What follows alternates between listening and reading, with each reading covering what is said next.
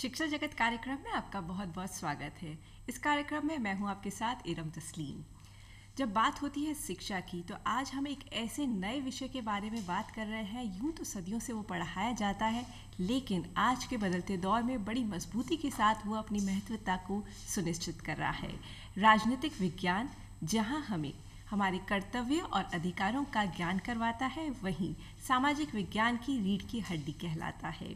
सामंजस्य, समायोजन और सहयोग की ये शिक्षा देता है। आज इसी मुद्दे पर हमने बात करने के लिए आमंत्रित किया है एक बेहद खास मेहमान को। तो चलिए सबसे पहले आपका उनसे तारुफ करवाते हैं। मैम, बहुत बहुत स्वागत है। आप हैं doctor Suman Naruka, assistant professor political science department से। 17 साल से आप सक्रिय हैं शिक्षा के क्षेत्र में मैम। और आज का जो हमारा विषय है जिसमें हम बात करेंगे राजनीति विज्ञान की शिक्षा का महत्व और भूमिका पर। मैम, जब बात होती है शिक्षा की तो राजनीतिक विज्ञान हम लोग बहुत अरसे से, बहुत छोटी क्लासेस से हम लोग पढ़ना शुरू कर देते हैं, पढ़ाया जाता है स्कूल में। लेकिन इसकी प्रकृति क्या होती है और इसका अर्थ, उस सबसे पहले यहाँ से हम शुरू करते हैं। राजनीति विज्ञान जो विषय है, अगर हम आसान तरीक़ों से इसका अर्थ देखें तो ये राज्य और सरकार का अध्ययन है जी। क्योंकि हम समाज में रहते हैं, सामाजिक प्राणी हैं, और इसके लिए हमें राजनीतिक प्राणी जब हम बनते हैं तो उसके लिए हम राज्य व सरकार का सम्मिलित अध्ययन करते हैं। और जो राज्य और सरकार का जो सम्मिलित अध्ययन होता है वो सैद्धांतिक और व्यवहारिक दृष्टिकोण से किया जाता है।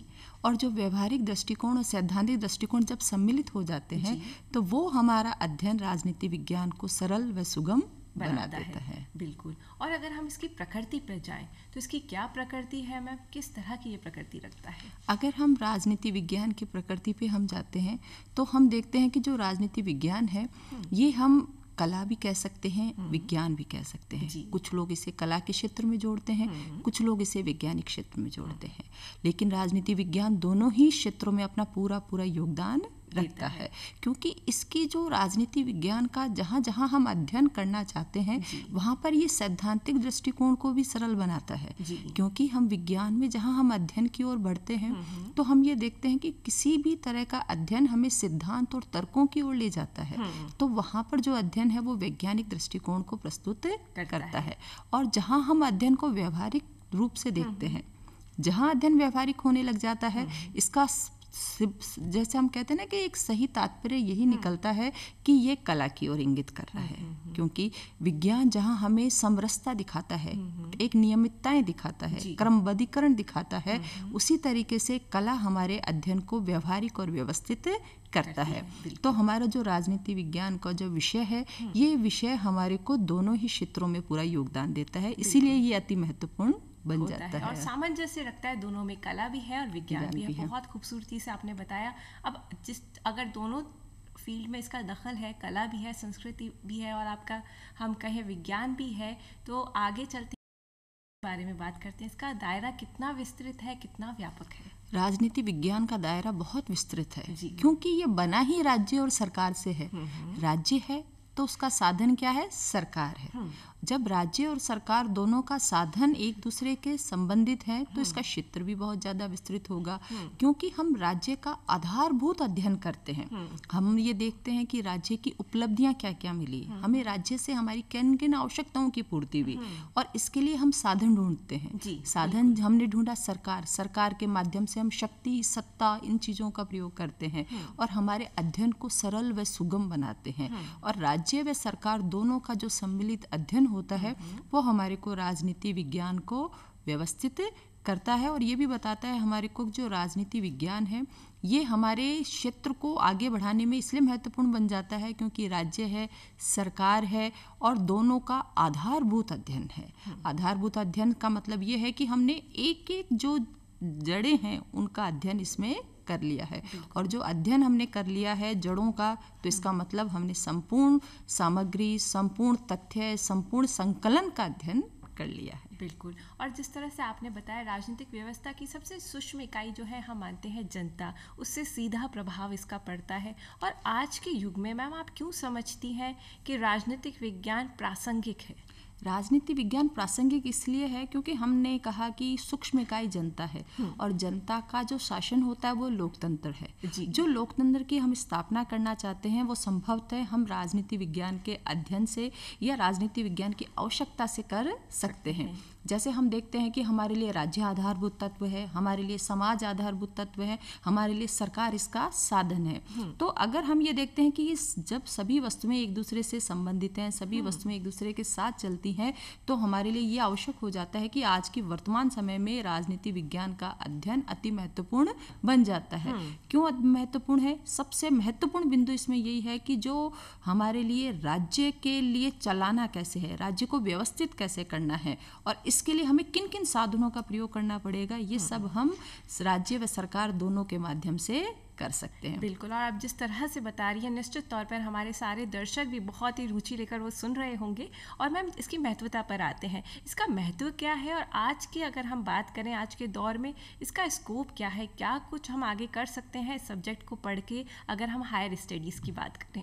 अगर हम हायर स्टडीज़ की बात करते हैं तो राजनीति विज्ञान बहुत ही रुचिकर विषय है। ऐसे शुरुआत तो इसकी जो हमारे 11-12 के जो विषय होते हैं उससे शुरुआत हो जाती है, लेकिन हम यहाँ पर हायर स्टडीज़ की बात कर रहे हैं तो हम बीए में और एमए में आगे धीरे धीरे हम इस विषय को काम में लेते जाते हैं और अपने आगे पढ़ाई में इसको कार्य आगे बढ़ाते जाते हैं। लेकिन अगर हम शुरुआत करें तो बीए से, तो बीए करना यानी कि हमारे लिए जो ग्रेजुएट जो डिग्री होती है वो हम राजनीति विज्ञान के माध्यम से कर सकते हैं। इसके लिए हम ऑनर्स से भी कर सकते हैं और पास कोर्स से भी कर सकते हैं। ऑनर्स से अगर हम करते हैं तो हम विशेषता के रूप से विशेषीकरण, स्पेशलाइजेशन जिसे हम कहते हैं, उसके माध्यम से कर सकते हैं।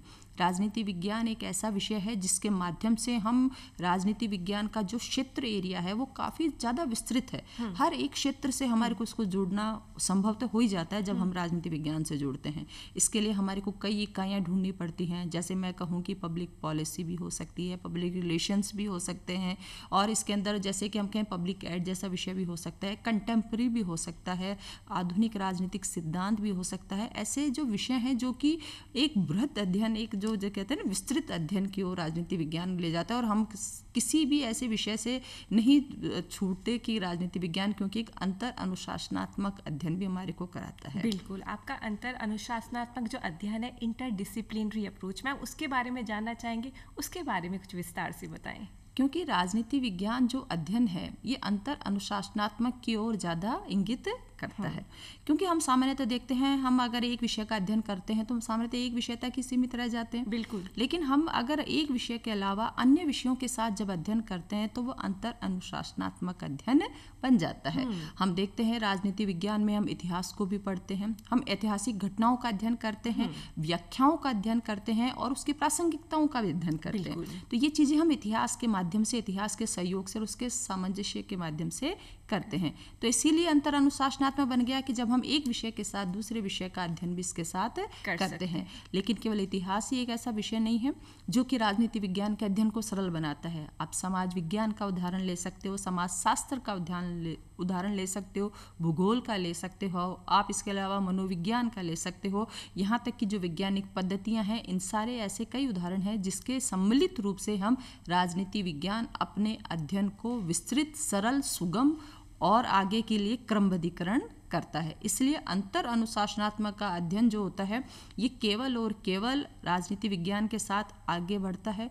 और आगे बढ़ने का तात्पर्य ये नहीं है कि केवल एक, जैसे कहते हैं ना कि सैद्धांतिक रूप से ही बढ़ गया या फिर एक बच्चों को एक क्वेश्चंस के मात्र से, एक सवाल के मात्र से बन गया। हम अगर बच्चों को सैद्धांतिक, व्यवहारिक दोनों स्वरूप से अध्ययन कराएं तो भी ये अंतर अनुशासनात्मक दृष्टिकोण बहुत ज़्यादा सफल सिद्ध होता है। आपकी बातचीत से मैं ये समझ पाई कि आपने जो बताया कि इंटरडिसिप्लिनरी जो अप्रोच है, तो अगर आप इसको पढ़ेंगे तो आपके दायरे, आपका स्कोप बहुत बढ़ जाएगा। आप पब्लिक एडमिनिस्ट्रेशन में भी जा सकते हैं, आप लॉ में भी जा सकते हैं, आप जो भी सब्जेक्ट पढ़ें कहीं ना कहीं आपको इसका फ़ायदा ज़रूर मिलेगा।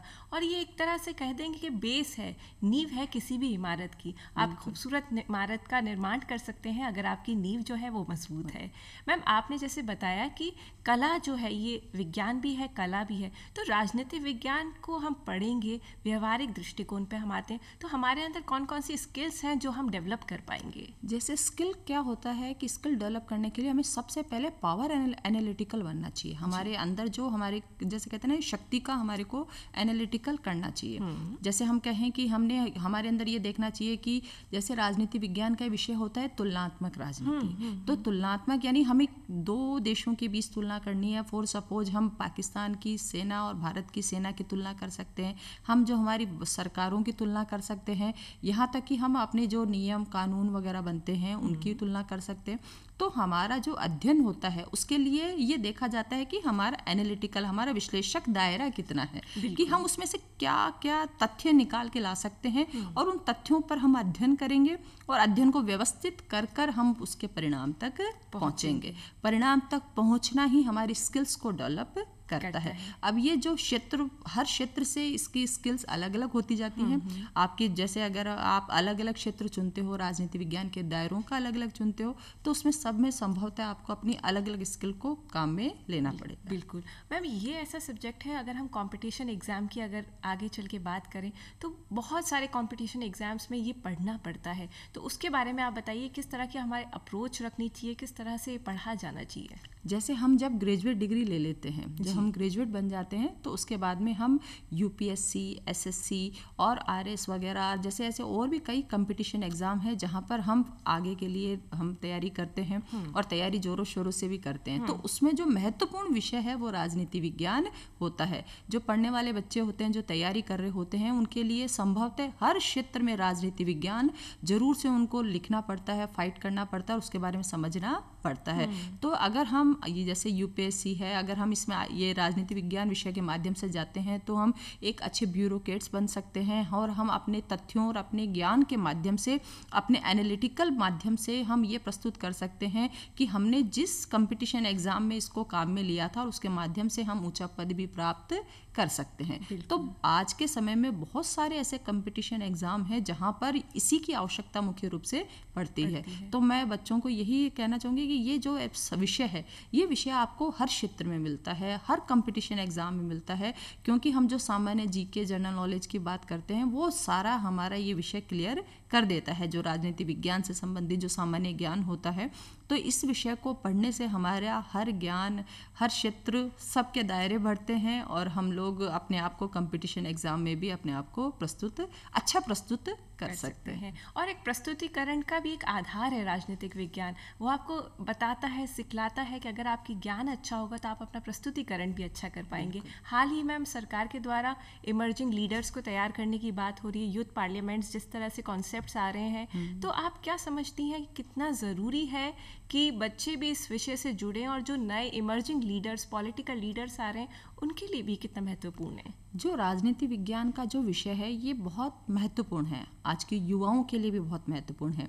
जैसे हम देखते हैं कि बाल दिवस पे बच्चों को भी मौका दिया गया कि वो किस तरीके से अपने आप को ये देखें कि हमारे यहाँ की चारों तरफ की राजनीतिक व्यवस्थाओं का निर्वहन कैसे किया जाता है।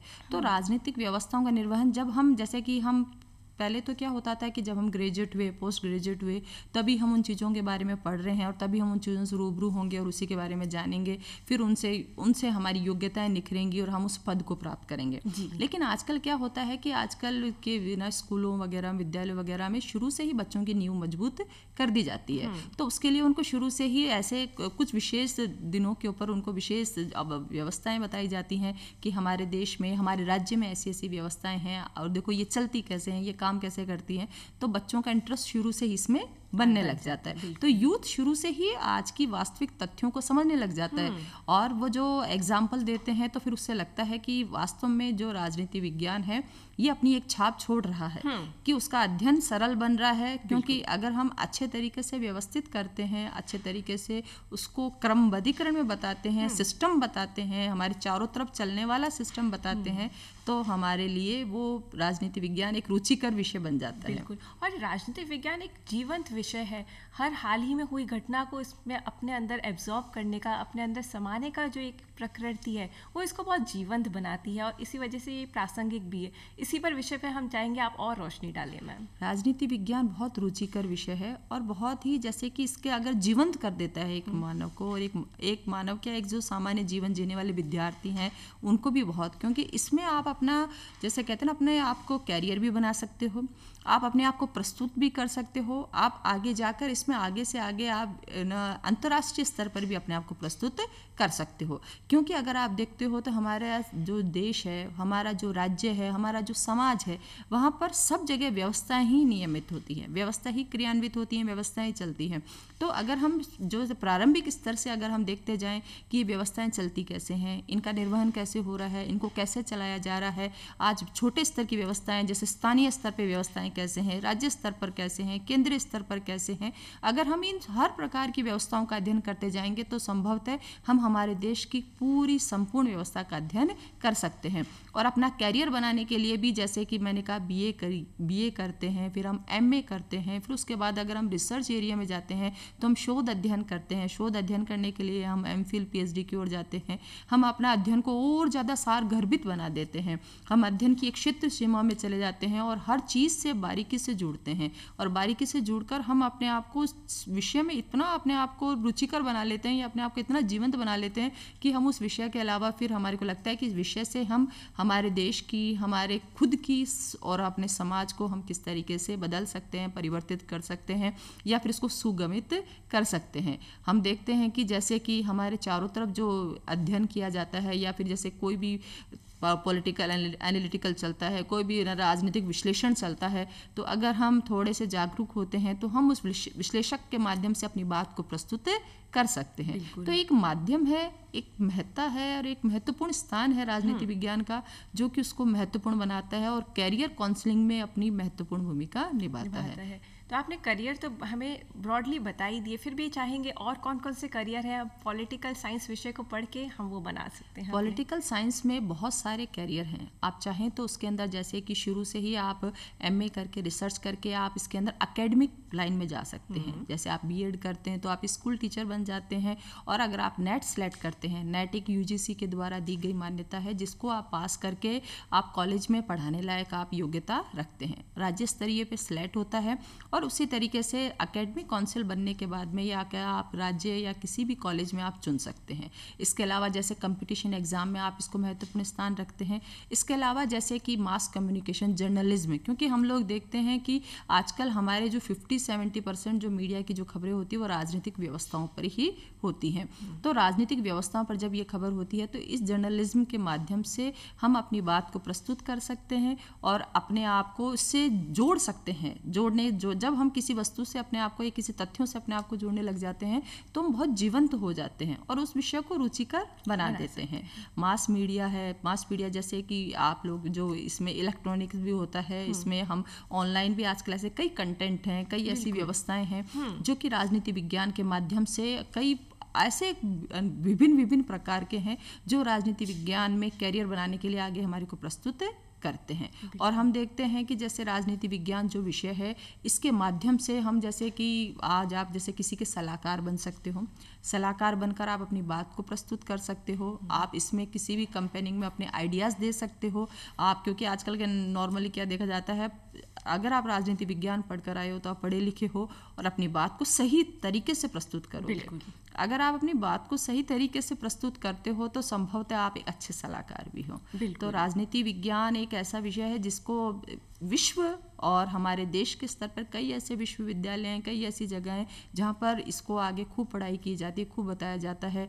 आप अंतर्राष्ट्रीय स्तर पर भी अपने आप को स्थापित कर सकते हैं, जैसे राजदूत वगैरह हैं, तो राजदूत वगैरह भी इस लाइन में आगे जाकर अपना करियर बना सकते हैं और वो एक देश की अच्छी छवि को प्रस्तुत करते हैं। तो जितना पढ़े लिखे होंगे, जितना सुव्यवस्थित होंगे, तो अपने देश को हम उतना ही अच्छा जैसे दिखा सकते हैं, रिप्रेजेंट कर सकते हैं। बिल्कुल, क्या बात है। मैं बहुत खूबसूरती के साथ आपने बताया और आगे जानेंगे राजनीतिक विज्ञान की भूमिका देश की राजनीति में। इस पर आप चाहेंगे कि आप कुछ हमसे बात करें और अपने विचार रखें। राजनीति विज्ञान का जो, जैसे अगर हम अपने विषय को देखें तो हमारा विषय एक समुद्र के समान विषय है, जिसमें खूब सारा अध्ययन के लिए बहुत सारा विषय है, बहुत सारे सारगर्भित इसमें तथ्य हैं, बहुत सारे आंकड़े हैं, बहुत सारे संकलन हैं, जिससे शायद पढ़ना एक, मुझे भी लगता है कि अभी मैंने बहुत सूक्ष्म पढ़ा है, अभी मेरे लिए बहुत कुछ पढ़ना बाकी है। तो राजनीति विज्ञान का जो अध्ययन करने वाले विद्यार्थी हैं, मैं उसे ये कहूँगी कि ये पढ़ते रहें और पढ़ने के साथ जितना आप पढ़ोगे उतनी आप अपनी राजनीतिक व्यवस्थाओं को जानोगे। आपको पता चलेगा कि हमारे चारों तरफ जो घटित हो रहा है, हमने जो पढ़ा है उसी में से हो रहा है। तो अगर आप देखते हो कि राज्य, क्योंकि हमारा राजनीति विज्ञान बना ही दो शब्दों से, राज्य और सरकार से, तो राज्य सरकार हमारे चारों तरफ चलने वाली घटनाएं हैं, एक घटनाक्रम कह सकते हैं, क्रमबद्धीकरण कह सकते हैं। तो अगर हम इन चीज़ों के बारे में पढ़ते रहेंगे, इन चीज़ों को देखते रहेंगे, तो हमारी चारों तरफ की व्यवस्थाओं को भी हम लोग देख सकते हैं कि ये राज्य कैसे काम हो रही है, इस राज्य में क्या व्यवस्थाएं हैं, यहाँ सरकार कैसे कार्य कर रही है, या फिर हमारी जो सरकार है वो सुव्यवस्थित है या नहीं है, किन अधिकारों की, किन कर्तव्यों की, और कितनी स्वतंत्रता है, कितनी समानता है, हमारे अधिकार हमारे कहाँ हैं, हमारे संविधान, जैसे हम संविधान दिवस ही मनाते हैं, हम संविधान दिवस को हम लोग किस तरीके से प्रस्तुत करें, केवल एक दिन न बनाकर हम हमारे संविधान को समझें जो कि हमारी आत्मा है। तो ऐसे कई चीज़ें हैं जो कि हमारे को, एक विद्यार्थी को, और जो इसमें कैरियर बना रहे हों उनके लिए भी राजनीति विज्ञान अपने आप को प्रस्तुतिकरण का बहुत बड़ा माध्यम है।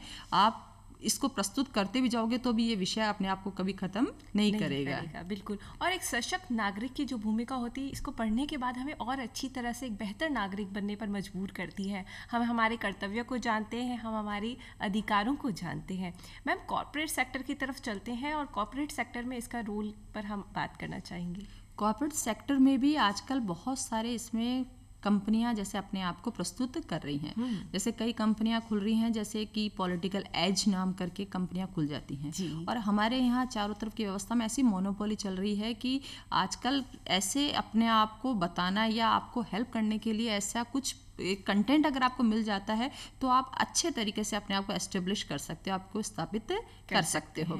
तो कॉर्पोरेट सेक्टर में भी जो अगर इसको इस विषय के आधार पर अपने आप करते हैं, तो जैसे कि हम कहें कि आप अपनी, जैसे कि अपनी बोल्ड तरीके से आप अपनी अवेयरनेस को दिखा सकते हो, आप अपनी कंपनी को प्रेजेंट कर सकते हो, आप अपने आप को विश्व के मंच पर अपने आप को लाकर खड़ा कर सकते हो। चाहे से आप गवर्नमेंट सेक्टर में चले जाओ, चाहे आप प्राइवेट सेक्टर में चले जाओ, चाहे से आप विश्व के जैसे यूएनओ जैसे सेक्टर में भी आप अपनी प्रेजेंटेशन दे सकते हो, आप अपने बात को लेक्चर के माध्यम से बता सकते हो, आप किसी भी एनजीओ के माध्यम से आप उसमें जुड़ सकते हो। एनजीओ में आप हेल्प करके एनजीओ के तरीकों को अपनाकर एनजीओ के तरीके से माध्यम से आप सिस्टम को सुधार सकते हो।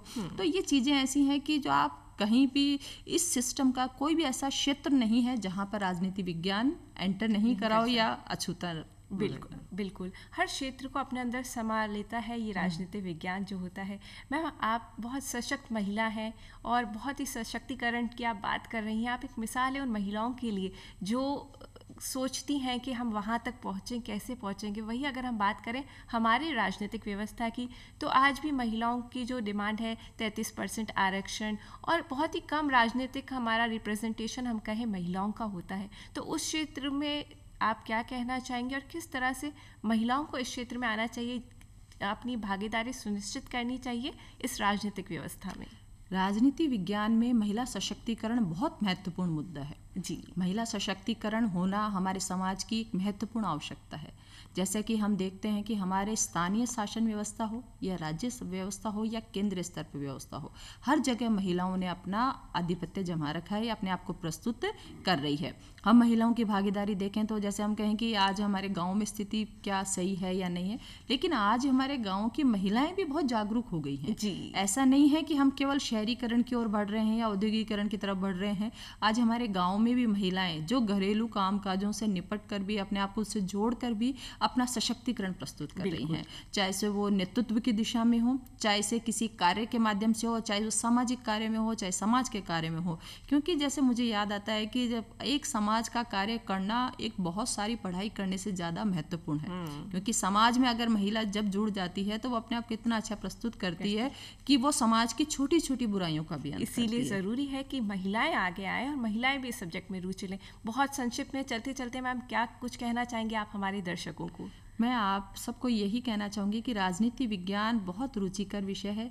इस विषय के जितना अध्ययन किया जाए उतना कम है, और इस अध्ययन के माध्यम से हम अपना कैरियर भी बना सकते हैं, अपने आप को देश के स्तर पर, अंतर्राष्ट्रीय स्तर पर अपने आप को प्रस्तुत भी कर सकते हैं। आपको अपनी बात रखने का, अपना वक्तव्य रखने का, अपना प्रस्तुतिकरण करने का राजनीति विज्ञान एक महत्वपूर्ण आपको मंच देता है, जिसके माध्यम से आप हर प्रकार के पद, हर प्रकार के क्षेत्र से जुड़े रहते हैं और अपनी तथ्यों को और अपने आंकड़ों को, अपने संकलन को, विज्ञान हो या अन्य कला हो या चाहे किसी भी दर्शन हो या किसी भी आधार सामग्री से जोड़कर अपने आप को प्रस्तुत भी करेंगे तो राजनीति विज्ञान आपको सफल बनाएगा। तो युवाओं की इसमें भागीदारी होनी चाहिए, युवाओं को ये विषय पढ़ना चाहिए, आगे बढ़ना चाहिए और अपना कैरियर भी इसमें बनाना चाहिए, जिससे कि आपको अपनी व्यवस्था को, अपने चारों तरफ की सामाजिक व्यवस्था को, चाहे राजनीतिक हो, चाहे सामाजिक हो, चाहे आर्थिक हो, हर जगह आपको इसमें सुधार नजर आएगा। बिल्कुल मैम।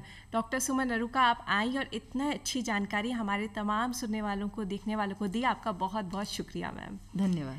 और राजनीतिक विज्ञान आपको देता है बहुत सारे मौके, जिनको आप पाकर अपना करियर सुनिश्चित कर सकते हैं और अपने समाज को, अपने देश को आप सर्व कर सकते हैं। अब यहीं लेते हैं आपसे विदा इन दो पंक्तियों के साथ कि ये कह के दिल ने मेरे हौसले बढ़ाए हैं कि गमों की धूप के आगे खुशियों के साए हैं। दीजिए इजाज़त। इरम तस्लीम को नमस्कार।